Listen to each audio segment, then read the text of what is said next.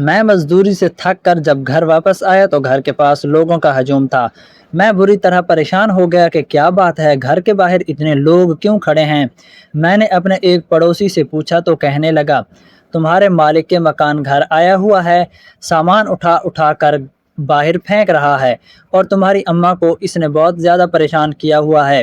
یہ سن کر میرا چہرہ پھک پڑ گیا۔ اس بار مالک مکان کو کرایہ دینے کے دن کافی آگے ہو گئے تھے۔ وجہ یہ تھی کہ اس بار ابو بھی بیمار تھے، انہیں زیادہ دہاڑی نہیں ملی تھی اور مجھے بھی ابھی تک مزدوری کے پیسے نہیں ملے تھے۔ میں جلدی سے گھر گیا، دیکھا تو سامنے کے منظر نے میرا خون کھلا دیا تھا۔ مالک مکان نے ابو کو گریبان سے پکڑا ہوا تھا اور اونچا اونچا بول رہا تھا، جبکہ پاس ہی میری دونوں بہنیں پریشانی سے بیٹھی تھیں۔ اماں بھی اس ماجرے کو دیکھ رہی تھیں اور رو رہی تھیں۔ میں نے بمشکل اپنے غصے پر قابو پایا اور مالک کے مکان کے پاس جا کر کہنے لگا، آپ کو ایسا نہیں کرنا چاہیے تھا، میرے باپ کی عزت ہے، اگر ہم لوگ غریب ہیں تو اس کا مطلب یہ نہیں کہ آپ ہم پر یوں چڑھائی کریں، اگر کرائے میں 2 دن کی تاخیر ہو گئی ہے تو آپ انتظار بھی کر سکتے تھے، اتنے سالوں سے ہم یہاں رہ رہے ہیں، آج تک کبھی آپ کو شکایت کا موقع نہیں دیا۔ تب مالک کے مکان نے خون خوار نظروں سے مجھے دیکھا اور کہا، مجھے آج ہی کرایہ چاہیے، آج 5 تاریخ ہو گئی ہے، اگر آج بھی کرایہ مجھے نہیں ملا تو تم لوگوں کا سامان اٹھا کر باہر پھینک دوں گا۔ پھر وہ ابا کی طرف رخ موڑ کر کہنے لگا، سوچ لو، ابھی بھی وقت ہے، اگر تم میری بات مان لو تو میں تم لوگوں کا کرایہ معاف کر دوں گا، جب تک چاہو یہاں رہو، میں کسی بات کے لیے بھی تم لوگوں کو پھر تانگ نہیں کروں گا، لیکن اگر میری بات نہیں مانی تو میں نہ صرف اپنا کرایہ بڑھا دوں گا بلکہ تم لوگوں پر زندگی بھی تانگ کر دوں گا۔ ابا کے قریب ہو کر وہ سرگوشی کرتے ہوئے بولا تھا۔ اس کے الفاظ میں نے بھی بخوبی سن لیے تھے۔ میں حیران رہ گیا تھا کہ وہ کسی طرح کی بات کر رہا ہے۔ جب میں نے ابو سے پوچھا تو کہنے لگے، میں تمہیں بعد میں بتاؤں گا، ابھی یہ وقت ان باتوں کے لیے مناسب نہیں ہے، تم کرائے کے پیسے کا انتظام کرو۔ میں دوبارہ ٹھیکیدار کے پاس گیا، ساری بات اسے بتائی تو اس نے پیسے میرے حوالے کر دیے۔ میں نے جب اسے کرایہ دیا تو کہنے لگا، تم سمجھدار معلوم ہوتے ہو، اپنے باپ کو سمجھاؤ کہ ضد نہیں کرتے، میری بات مان لو، فائدے میں رہو گے۔ میں حیران و پریشان سا واپس آ گیا تھا۔ آخر ایسی کون سی بات تھی جو وہ ابا سے منوانے کی بات کر رہا تھا اور اس کے بدلے کرایہ بھی معاف کر رہا تھا؟ آخر مالک کے مکان جیسا خبیث انسان ایسی عنایت کیسے کر سکتا ہے؟ ابا سے پوچھتا تو وہ ٹال دیتے۔ اب میرے دل میں پہلے سے بھی زیادہ یہ خواہش پیدا ہو گئی تھی کہ میں پڑھ لکھ کر کسی قابل بن جاؤں۔ اگر آج میں کسی قابل ہوتا تو کسی بھی اتنی ہمت نہ ہوتی کہ میرے گھر آ کر میرے باپ کا گریبان پکڑتا یا میری ماں اور بہنوں کو ہراساں کرتا۔ پورے محلے نے ہماری بے بسی کا تماشا دیکھا۔ یہ سب اس وجہ سے ہوا کیونکہ میں غریب تھا اور کسی قابل نہیں تھا۔ کاش کہ اللہ نے ہمیں بھی اتنا پیسہ دیا ہوتا تو مجھے یہ دن نہ دیکھنا پڑتا۔ میرے لیے تو خود کی نظریں اٹھانا بھی مشکل ہو گیا تھا۔ پوری رات پڑھتا رہا اور میرے دل میں جنون اور بدلے کی آگ بڑھتی جا رہی تھی۔ اگلے دن اتفاق سے میں نے اماں اور ابا کی باتوں کو سنا، جنہوں نے میرا خون کھلا دیا۔ مجھے میرے سارے سوالوں کے جواب مل چکے تھے۔ مالک مکان ابا سے میری بہن کے رشتے کی بات کر رہا تھا۔ اگر ابا بہن کا ہاتھ دے دیں تو وہ ہمیں یہاں ہمیشہ کے لیے رہنے کی اجازت دے دے گا۔ مالک مکان ایک گھٹیا آدمی تھا۔ وہ پہلے سے شادی شدہ تھا اور اس کی بیویاں چند دن کے بعد اس کو چھوڑ کر چلی جاتی تھیں، اور اب جس عورت کے ساتھ وہ نکاح کے بندھن میں بندھا ہوا تھا وہ بھی ایک غریب اور لاچار لڑکی تھی۔ بھلا ایسے آدمی کے ساتھ میں اپنی بہن کی شادی کیسے کر سکتا تھا؟ میں جب بھی مالک کے مکان کو دیکھتا تو میرا خون کھولنے لگتا، مگر میں نے اپنے جذبات کو قابو میں پایا۔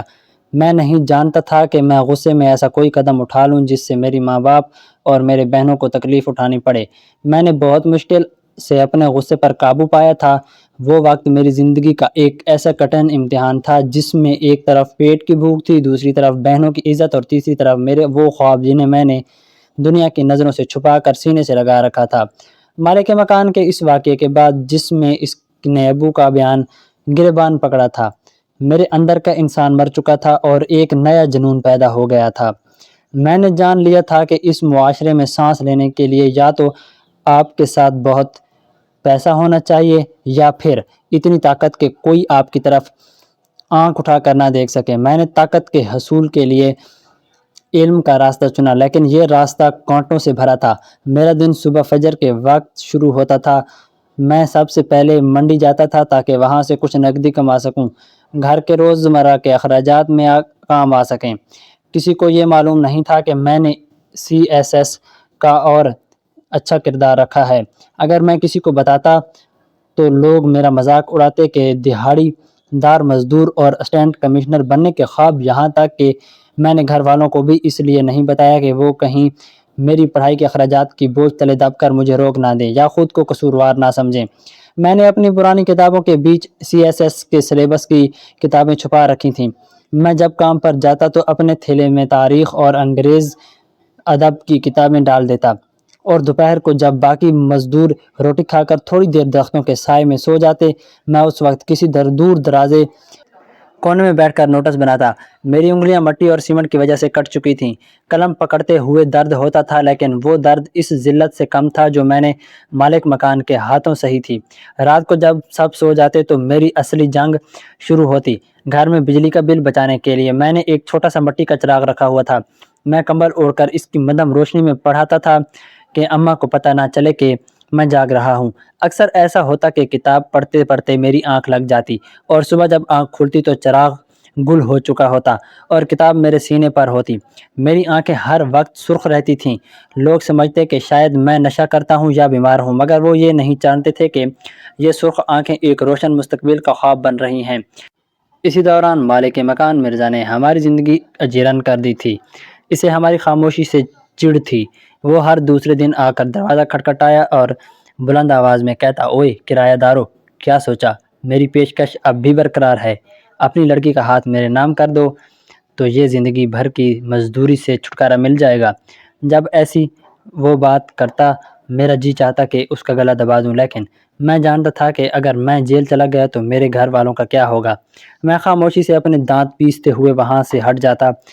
اس نے کرایہ بھی بڑھا دیا تھا اور آئے دن نکلنے کا کنیکشن کاٹ دیتا تھا یا بجلی کا فیوز نکال دیتا تھا۔ وہ چاہتا تھا کہ ہم اتنے تنگ آ جائیں گے کہ ہم خود اس کے پاؤں میں گر جائیں گے۔ اس کا رویہ ابو کو نڈر کر رہا تھا۔ وہ خاموش ہو گئے تھے اور ان کی بیماری شدت اختیار کر رہی تھی۔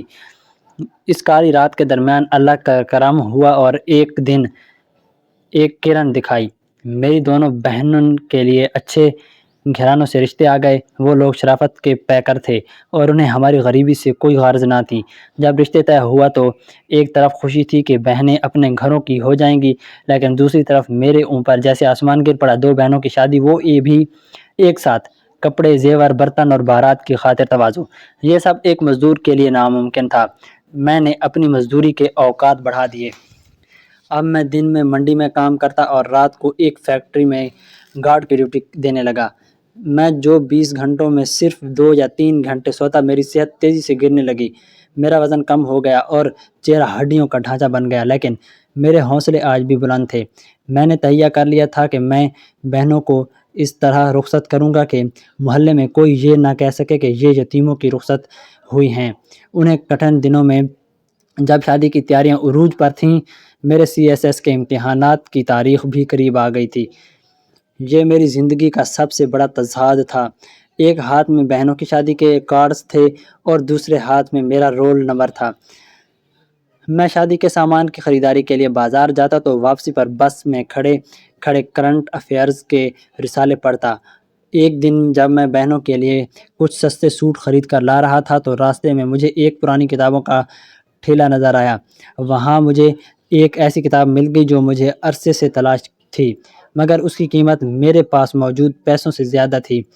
میں نے وہ سوٹ واپس کیے کہ کم قیمت والے کپڑے لیے اور بچنے والے پیسوں سے وہ کتاب خریدی۔ اس رات میں رو پڑا کہ میں کیسا بھائی ہوں جو اپنی بہنوں کے کپڑوں میں کٹوتی کر رہا ہے، مگر پھر دل کو تسلی دی کہ اگر میں کامیاب ہو گیا تو انہیں ریشم طلاس پہناؤں گا۔ شادی والے دن بھی مالک مکان نے اپنی بینچ حرکت سے باز نہ آیا۔ اس نے گلی کے شروع میں اپنا پرانا ڈھانچہ ٹرک کھڑا کر دیا تاکہ بارات کی گاڑیاں نہ گزر سکیں۔ وہ چاہتا تھا کہ ہمیں ذلیل کرے۔ میں نے خود آگے بڑھ کر محلے کے لڑکوں کی مدد سے وہ ٹرک دھکا لگا کر ایک طرف کیا، حالانکہ میری کمر میں شدید درد تھا، مگر اس وقت مجھے اتنی تکلیف کا احساس نہیں تھا۔ جس وقت میری دونوں بہنیں رخصت ہو رہی تھیں، اماں اور ابا زاروں قطار رو رہے تھے، میں ایک کونے میں کھڑا خاموشی سے دیکھ رہا تھا۔ میں نے ان کے سر پر ہاتھ رکھا اور دل میں کہا، بہنوں، تمہارے بھائی نے تمہیں عزت سے رخصت کیا ہے، اب اگلی بار میری ہے کہ میں اس دنیا کو بتاؤں کہ میں کون ہوں۔ شادی کے فوراً بعد گھر میں ایک عجیب سی خاموشی چھا گئی۔ اب صرف میں، اماں اور ابا تھے۔ قرض کا پہاڑ میرے سامنے تھا اور امتحانات میں صرف 1 مہینہ باقی تھا۔ مالک مکان نے اب اپنا مطالبہ بدل لیا تھا۔ اسے پتہ چل گیا تھا کہ بہنیں تو چلی گئی، اب وہ ہمیں گھر سے نکالنے کے لیے بہانے ڈھونڈنے لگا تاکہ ہماری جمع پونجی ہڑپ کر سکے۔ وہ آخری مہینہ میری زندگی کا سب سے پرسکون مگر سب سے زیادہ محنت والا مہینہ تھا۔ میں نے تمام کاموں سے چھٹی لے لی، جو تھوڑی بہت بچت تھی اس سے گھر کا راشن ڈالا اور خود کو ایک کمرے میں بند کر لیا۔ اماں سمجھتی تھیں کہ شاید میں بہنوں کی جدائی کے غم میں اداس ہوں۔ وہ میرے لیے چپکے سے دودھ کا گلاس لا کر رکھ دیتیں، وہ جو خود نہیں پیتی تھیں۔ میں نے ان 30 دنوں میں دن دیکھا نہ رات دیکھی۔ میں نے ماضی کے تمام پیپرز حل کیے۔ میں جب لکھتا تھا تو میری آنکھوں کے سامنے وہ لمحہ آ جاتا تھا جب مالک مکان نے ہمیں دھکا دے کر میرے دھمکایا تھا۔ قلم کی روانی میں وہ غصہ، وہ تڑپ اور وہ پیاس شامل تھی جو ایک غریب کو عزت کے لیے ہوتی ہے۔ میں نے ایک ایک لفظ کو اس طرح لکھا جیسے میں اپنی تقدیر کی زنجیریں کاٹ رہا ہوں۔ لوگ گلی سے گزرتے ہوئے میرے بند دروازے کو دیکھ کر باتیں کرتے، لگتا ہے اس کا بیٹا کام چور ہو گیا ہے، اب باپ کو کون کھلائے گا؟ مگر میں نے اپنے کان بند کر لیے تھے۔ میں جانتا تھا کہ خاموشی سے کی گئی محنت کا شور ایک دن پوری دنیا سنے گی۔ ابھی سفر جاری تھا، امتحانات سر پر تھے اور میرے پاس پاؤں میں پہننے کے لیے اچھے جوتے تک نہ تھے۔ مگر میرا عزم ہمالیہ سے بھی اونچا تھا۔ میں نے ابھی ہار نہیں مانی تھی۔ میں ابھی اس لڑائی کے عین و اسط میں تھا جہاں ایک طرف میری غربت تھی اور دوسری طرف میرا ناقابل شکست ارادہ۔ بہنوں کی رخصتی کے بعد گھر میں جو سناٹا چھایا تھا وہ میرے لیے خاموشی سے اپنی تیاری مکمل کرنے کا بہترین موقع تھا۔ ادھر قرض داروں کے تقاضے تھے اور ادھر مالک کے مکان مرزا کی روز روز کی کٹیلی باتیں، مگر میں نے اپنے کانوں پر جیسے سیسا پلوا لیا تھا۔ میں نے اپنے امتحانات دے دیے تھے، لیکن مجھے خود بھی یقین نہیں تھا کہ ان ہزاروں امیدواروں میں جن کے پاس بہترین اکیڈمیوں کی رہنمائی اور ڈھیروں سہولیات تھیں، مجھے جیسے ایک مزدور کے بیٹے کا نام بھی آ سکے گا۔ امتحان دے کر میں خاموشی سے واپس اپنی مزدوری پر لگ گیا، کیونکہ گھر کا چولہا جلانے کے لیے دہاڑی ضروری تھی۔ وہ یادگار دوپہر اور اچانک بدلا ہوا منظر، ایک تپتی ہوئی دوپہر جب میں منڈی میں بوریوں کی لوڈنگ کروا کر واپس آ رہا تھا۔ میرا جسم پسینے میں شرابور تھا اور لباس پر گرد و غبار کی تہہ جمی ہوئی تھیں۔ جیسے ہی میں اپنی گلی کے موڑ پر مڑا، دور سے ہی مجھے لوگوں کا ایک غیر معمولی ہجوم نظر آیا۔ میرا دل ایک پل کے لیے جیسے دھڑکنا بھول گیا۔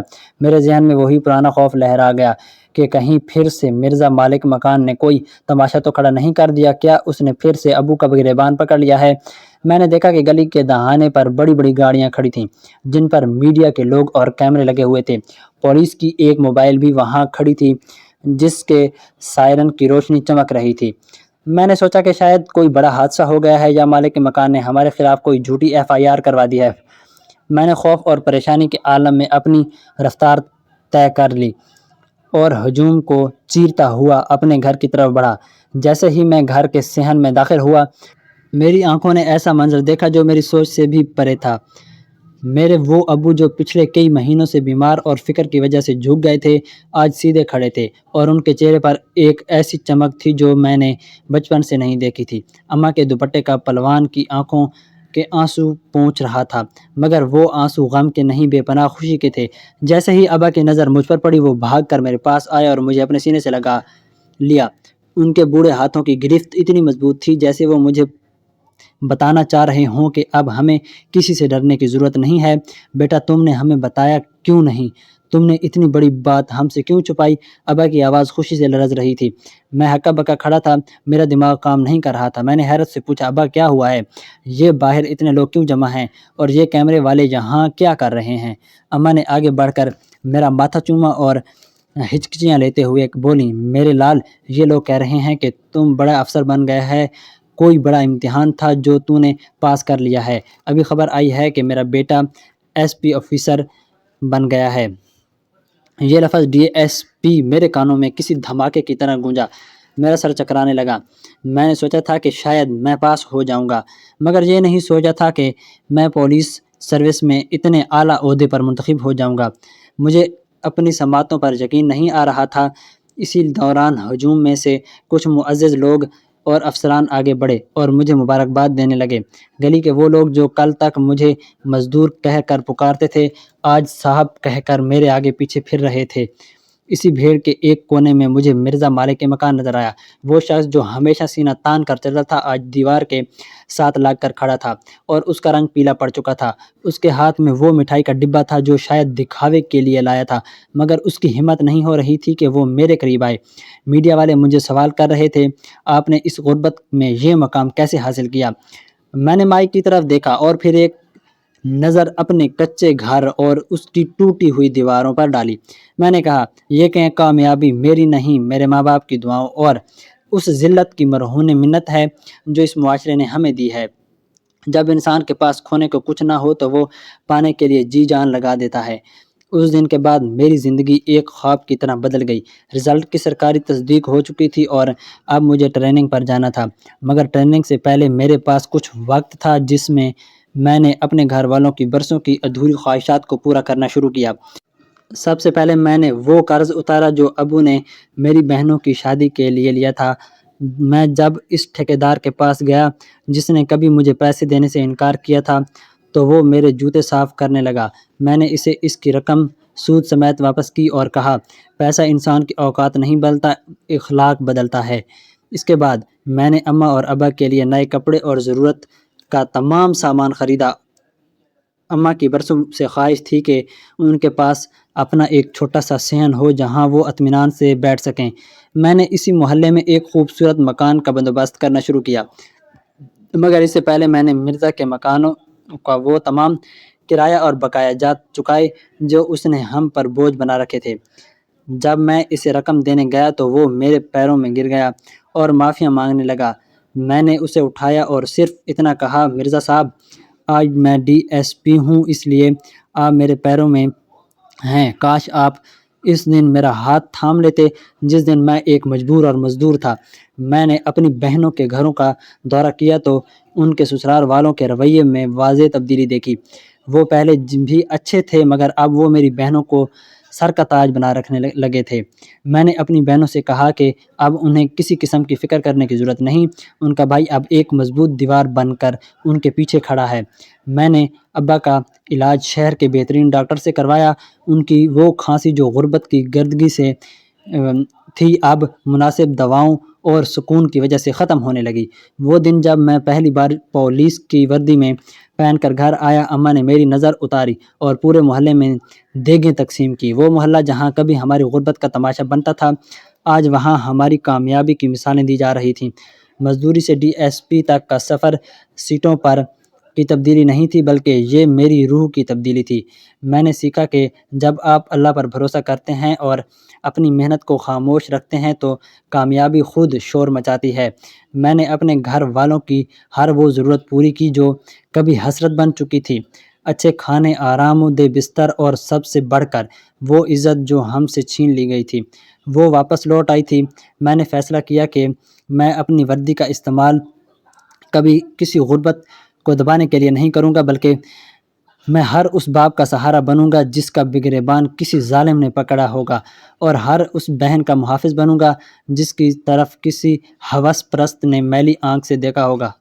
میری کہانی یہاں ختم نہیں ہوتی بلکہ یہاں سے ایک نئے انصاف بھرے دور کا آغاز ہوتا ہے۔ جب میں پیچھے مڑ کر دیکھتا ہوں تو مجھے وہ کالی راتیں، وہ بھوک، وہ تپتی دوپہریں اور وہ مالک کے مکان کا ظلم ایک نعمت محسوس ہوتے ہیں۔ اگر وہ سب نہ ہوتا تو شاید میرے اندر وہ جنون پیدا نہ ہوتا جو مجھے اس مقام تک لے آیا۔ اللہ نے مجھے وہ سب کچھ دے دیا جس کا میں نے کبھی خواب دیکھا تھا، بلکہ اس سے بھی کہیں زیادہ۔ میں نے اپنے شہر میں ایک فری ایجوکیشن سینٹر قائم کیا جس کا نام میں نے اپنے والدین کے نام پر رکھا۔ وہاں میں نے ان تمام بچوں کے لیے بہترین اساتذہ اور کتابوں کا انتظام کیا جو مالی حالت کی وجہ سے پڑھ نہیں پاتے تھے۔ میں اکثر وہاں جا کر بچوں کو اپنی کہانی سناتا اور ان سے کہتا کہ تمہارے ہاتھ کی لکیریں تمہاری تقدیر نہیں بتاتی، تمہارے ماتھے کا پسینہ تمہاری تقدیر لکھتا ہے۔ میری کہانی اس بات کی گواہ ہے کہ جب ایک انسان تہیہ کر لے کہ اسے اپنی نسلوں کی تقدیر بدلنی ہے تو کائنات کی کوئی طاقت اسے نہیں روک سکتی۔ غربت ایک امتحان ہے، سزا نہیں، اور محنت وہ چابی ہے جو کامیاب کے ہر بند دروازے کو کھول دیتی ہے۔ آج میرا سر فخر سے بلند ہے، اس لیے نہیں کہ میں ایک ڈی ایس پی ہوں، بلکہ اس لیے کہ میں نے اپنے والدین کے آنسوؤں کو مسکراہٹ میں بدل دیا ہے اور ایک ظالم نظام کے خلاف جیت کر دکھایا ہے۔ دوستو، کہانی کے بارے میں اپنی رائے کا اظہار کمنٹ سیکشن میں لازمی کریں، اور ایسی ہی سبق آموز اور مزید کہانیاں سننے کے لیے ہمارے چینل کو سبسکرائب کر دیں۔ شکریہ، کل ملتے ہیں نئی کہانی کے ساتھ۔ اللہ حافظ۔